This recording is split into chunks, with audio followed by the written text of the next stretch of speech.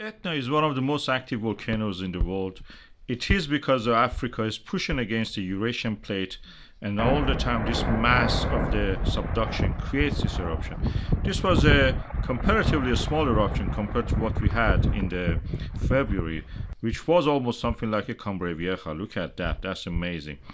The jet of the fire rising there, it is all related to Africa. Africa is the biggest plate, probably most stable, massive plate on the planet, rich in minerals, or thickest actually, and oldest surviving piece of the earth exists there, and also in part of Australia.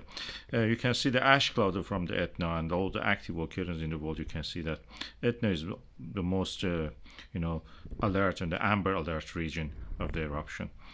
I will keep you up to date about it. It is in a densely populated area and is important.